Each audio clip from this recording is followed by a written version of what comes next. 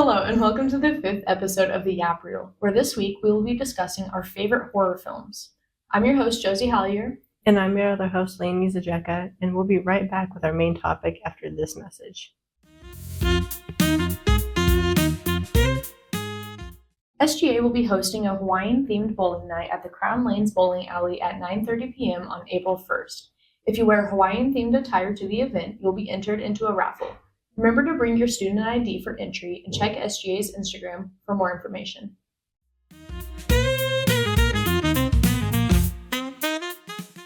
All right, so moving into our main topic of today's episode, our favorite horror movies. Yes. I am a huge fan of horror. It's, I would say, primarily what I watch. I don't tend to stray away from the genre very often, kind of why I don't watch a lot of popular movies, but I really love horror, something I'm really passionate about. So, Josie, tell me about your love for horror. Yeah, so I would agree that horror is definitely my favorite genre.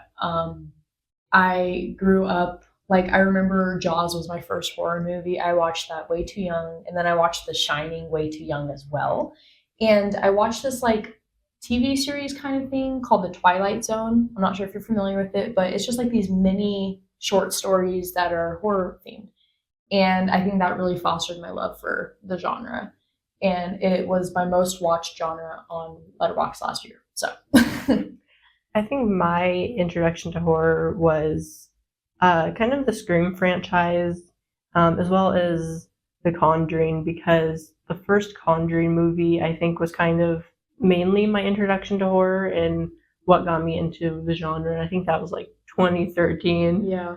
And it's so funny when you watch those, I'm going to specifically say The Conjuring. When you watch it when you're younger and you're like, oh my gosh, this is the scariest thing I've ever seen. And then you revisit that again when you're grown up and seen many more horror movies and you're like, oh. Yeah, that was nothing. Yeah. I remember having dreams about Annabelle coming for me when I was little watching that. So that's something really funny. But you mentioned the Scream franchise, and I would like to shout that out as one of my favorite franchises of all time. I love Scream. It's just a great series. I agree. I love Scream so much. Very nostalgic feeling there. Even if the movies aren't always the best, they're still a fun time, right. And you can't miss a new one, you gotta see every one of the franchise. Absolutely. I probably think that the first one was probably my favorite one, just based on the fact that it started the whole thing, and I typically like the first movie the best when it comes to franchises, but the first one is my favorite. Yeah, you can't beat the first, typically. Right. So moving forward, kind of keeping with franchises, one of my favorite franchises is the Evil Dead franchise. Right, yeah.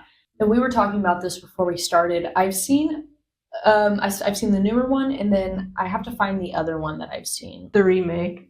Okay, yeah. So I've seen the remake, the 2013 Evil Dead version, and both are great. So go ahead, talk about your love for that. So I would say that those are a bit more serious than the original franchise. The original franchise is kind of goofy. Bruce Campbell is a great comedic actor, and so anytime he's in a movie, it's typically something funny. And of course, Sam Raimi is an amazing director. He directed the first three original Evil Dead movies, and now has gone on to make crazy things like Spider-Man, and I think he directed Doctor Strange, and just so many other crazy huge films since then. And the Evil Dead, the first one's a bit more serious, I would say, and the second one is essentially kind of a remake of the first one, but it's still really good. Yeah. And then the third one, it goes full comedy kind of. Third one's called Army of Darkness, and Ash is transported into the past, and it's just a crazy fun film. Right, yeah. So another horror franchise, but not so much I like the franchise as I just like the first movie itself, is Halloween. I love Michael Myers in Halloween. Jamie Lee Curtis is great in this movie. She is one of the OG Scream queens, so I love that. This is also a movie that I saw when I was, maybe early teenager years, and there's a I'm not going to spoil anything, but there is kind of a jump scare in the movie that made me terrified to walk into any room for about 6 months. Going off of like the original Scream Queen, another one of my favorite movies is 1974's Black Christmas, with one of the original Scream Queens, Jess, the like OG final girl. And this movie, it's really interesting because there's shots where you're seeing through the eyes of the slasher, but you never actually see the slasher throughout the entire film. That's really cool. It is an amazing film, very underrated when it comes to horror, especially like considering it featuring like such one of the early incarnations of the final girl. Right. I'm not familiar with that, but I am going to jump a little bit into modern horror and talk about Midsommar and Hereditary. Ari Aster's Midsommar and Hereditary are both... I really enjoyed both of these films. I think something about Midsommar that makes it stick out among a lot of horror movies is the daytime aspect, because the movie is never dark. It's never stormy and like no lighting. This movie is very much in the like sun of day. And so I think that makes it really unique and something that I really like about it. And it's just like when you watch it again after the first time you see it, you notice like these little foreshadowing points in the movie. And I think that's really cool to do. And I'm sure tons of movies do that, but I just think Midsommar does it really well, that they sprinkle in these little foreshadowing moments throughout the movie. I really loved Midsommar. And you're completely right about it being like so unique and being in the daytime in that light scenario.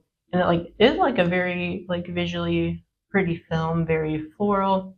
And that's not something that you typically see within horror, because so many horror films will capitalize on that fear of the dark and the unknown that lies within the dark. Right. Whereas with Midsommar, everything's right there. You can see it. Absolutely. Yeah. And I think that's what makes it so scary almost. And then just quickly about Hereditary, I just really want to just shout out Toni Collette real quick. She gives one of the best performances, I think, in a horror movie. She plays this mother that's just kind of losing everything, and her dinner table scene is something that like when I watched it, I like sat down and I felt like I was being yelled at as well. So I think she did really great in that movie. Unpopular opinion, I didn't like Hereditary that much. And I don't really know why. I feel like it's one of those movies that I need to give a rewatch because everybody talks about how much they loved it, and it just didn't hit for me. Maybe you should give it a rewatch and then we can revisit, but I respect your opinion. All right, what else do you have? So I watch a lot of foreign horror movies, especially like Japanese horror movies, and one of my favorite Japanese horror movies is called Dark Water. It's based off a short story by Koji Suzuki, who also was the author of The Ring, which obviously The Ring and Ringu films were based off of. And Dark Water had an American remake that was absolutely garbage. Shocker. And, no shocker there.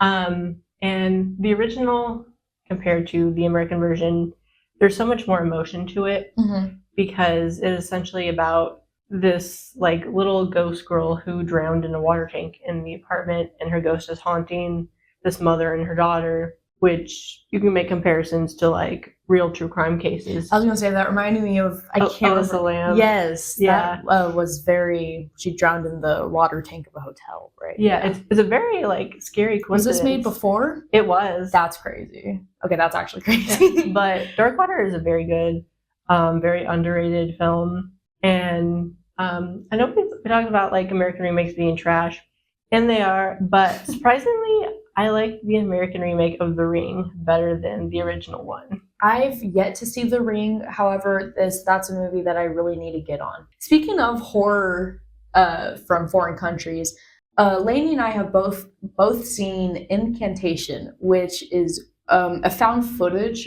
horror movie. And when found footage is done correctly, that is the scariest kind of horror movie, in my opinion. It's inspired by the true story of a family who believe they are possessed by spirits.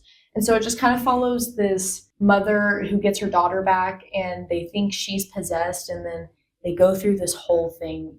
What do you think, Lainey? So Incantation, you and I have talked about it before. It was like, it's rare that a movie will, especially a horror movie, will make me feel something. And Mhm. Incantation had me unsettled. It had me on the edge of my seat Mhm. and like wanting to like cover my eyes when they went into like that like tunnel thing. Like the yeah.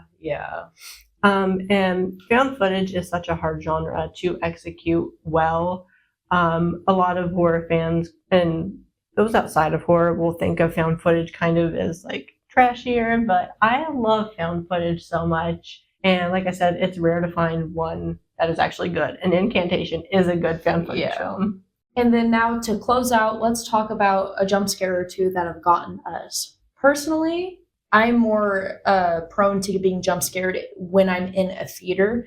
And so I saw the Smile movies in theaters. And I will say the Smile movies got me really good with some of their jump scares. So I'll compliment them on that. For me, I don't get jump scared that often, but one that always gets me is the jump scare at the end of Sinister.